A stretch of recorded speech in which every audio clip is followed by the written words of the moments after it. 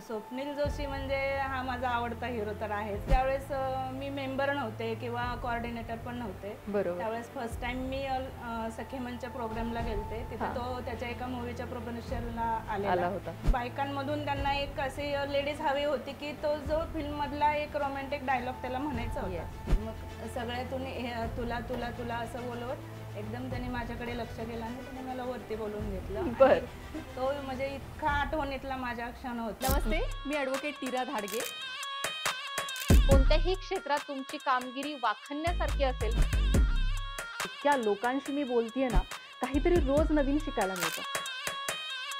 एकमेकांना मदत करण्यासाठी तुम्ही ही कम्युनिटी जॉईन करू शकता, पुणे वुमन्स क्लब.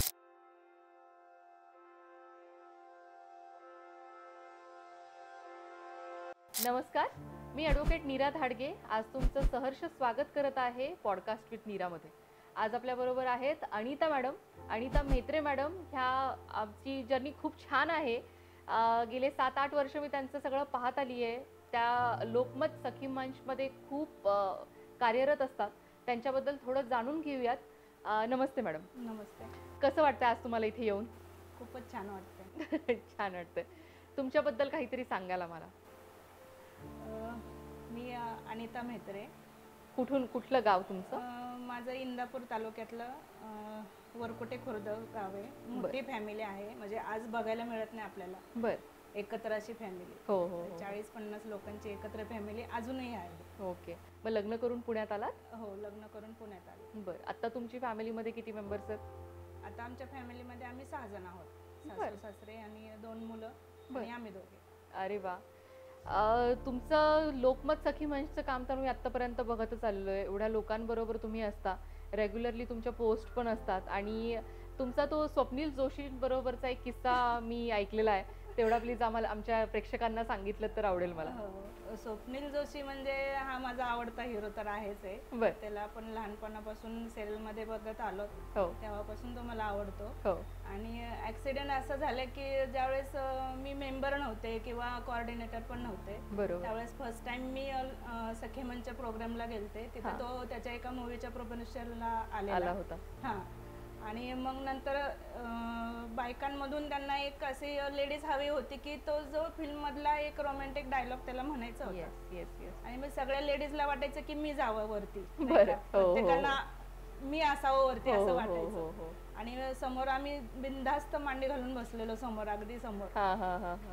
मग सगळ्यातून तुला तुला तुला असं बोलवत एकदम त्याने माझ्याकडे लक्ष केलं आणि त्याने मला वरती बोलवून घेतलं.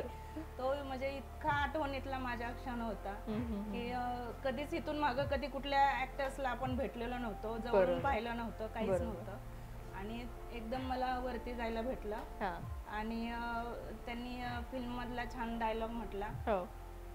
आणि त्याच्यानंतर मग मला असं वाटलं की आपण ह्याच्यात का नाहीये. बरोबर.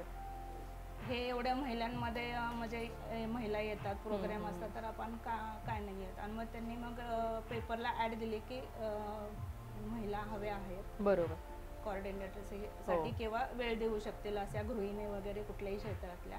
आणि मग तेव्हा मी तिकडे फॉर्म भरल्यानंतर तिकडे कोऑर्डिनेटर ॲज अ कोऑर्डिनेटर म्हणून काम करू लागले. एक छोटीशी अशी गोष्ट असते, कुठे स्वप्नील जोशी, कुठे आपण, एक छोटा तो प्रसंग आणि त्याच्यानंतर तुम्ही एवढी कारकीर्द केलीत. आय गेस तुम्ही 9 वर्ष लोकमत सखी मंच बरोबर आहात आणि तेव्हापासून एवढ्या लोकांबरोबर तुम्ही अटॅच्ड आहात.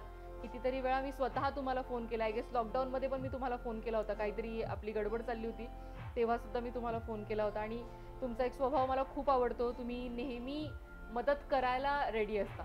खूप वेळा असं म्हणजे 1-2दा माझं असं झालं की विषय तुमच्या ओळखीचा नव्हता आणि मी तुमच्यापर्यंत पोहोचले की मॅडम हे हे हे हे करूयात का आपण, तरी तुम्ही मला कधी नाही नाही म्हणालात. तुम्ही डायरेक्टली म्हणाला नाही तू मला सांग आपण बघूयात, तू मला सांग आपण बघूयात. हा मला तुमचा स्वभाव खूप आवडतो. थँक्यू. मी ऐकलं तुम्हाला 2 मुलं आहेत. हो, 2 मुलं आहेत. कसं तुमचा एक मुलगा आहे आता जर्मनीला चाललाय. हो. एक गृहिणी म्हणून आणि एवढ्या मोठी फॅमिली तुम्ही जेव्हा सांभाळता तेव्हा मुलांचं एवढं एज्युकेशन करणं आणि त्यांना एवढं प्रेरणा देणं आणि त्यांच्याकडून हे सगळं करून घेणं ही बेसिक जबाबदारी आईवर पडते. तर कसं वाटलं तुम्हाला ह्या पूर्ण जर्नीमध्ये? आणि तुमचा मुलगा म्हणजे ही 2 तुमचे अवॉर्ड आहेत जे तुम्हाला मिळालेले आहेत. एक मुलगा तुमचा MBBS झालाय आणि एक मुलगा आता जर्मनीला चाललेला आहे. सो काय सांगायला आवडेल तुम्हाला याबद्दल? तर खरंच लकी आहे. मी नेहमी म्हणजे जेव्हा स्टेटसला वगैरे ठेवते मी माझे करण अर्जुन असंच नाव टाकत असते आणि मला खूप जणी म्हणत असतात की आली करण अर्जुनची मम्मी आली, असेच म्हणत असतात. म्हणजे मला खूप अभिमान आहे दोन्ही मुलांचा. त्यांचे स्वभावही छान आहेत आणि निर्वसनी आणि म्हणजे आई वडिलांना रिस्पेक्ट करणारीच आहेत. आणि लहानपणी तर मुलांचा अभ्यास घ्यावा लागतो. मग जसं त्यांना कळायला लागलं ते स्वतः त्यांचा अभ्यास करू लागले. मोठा इंजिनियर होऊन आता कंपनीतर्फे जर्मनीला चाललाय आणि छोटा MBBS झाला तो रशियातून झाला. वा. आणि पहिल्या वेळेस मुलं आईपासून जेव्हा लांब जातात त्यावेळेसची मनस्थिती खूपच बिकट असते म्हणजे आईची. कारण घरात काही छोटस खायला गेलं तरी प्रत्येक क्षणोक्षणी आईला आठवण येत असते मुलांची की त्यांनी खाल्लं असतं.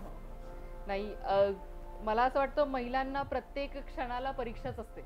म्हणजे जन्मल्यापासून आपल्या आई वडिलांचं असतं, मग त्यानंतर नवऱ्याचं असतं, नंतर मुलांचं असतं आणि ह्या सगळ्या मंचावर आपण नेहमी कामच करत असतो आणि त्याच्यामध्ये तुम्ही एकदम पारंगत झालेला आहात. म्हणजे मला सांगायला आवडेल ऑडियन्सला आणि तुम्ही आज आमच्यापर्यंत आलात ते पण मला खूप छान वाटलं. आय गेस तुम्ही आता गंगाधामच्या इकडून आलात?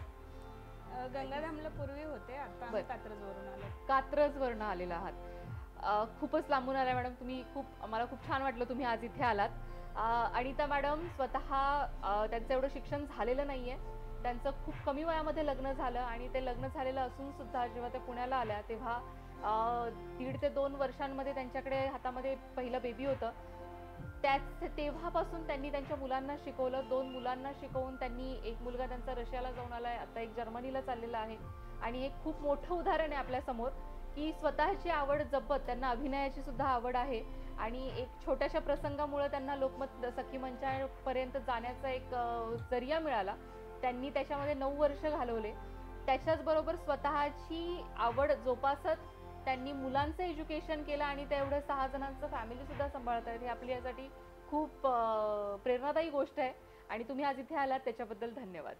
नाही, अजून एक सांगायचंय, म्हणजे माझं असं कौतुक नाहीये, खरं म्हणजे माझ्या मिस्टरांचं खूप कौतुक आहे. कारण त्यांनी सगळं पुरवल्या गोष्टी सपोर्ट केला म्हणून मुलं पण शिकले आणि आज मी इथे त्यांच्यामुळेच इथे आहे. छान. थँक्यू.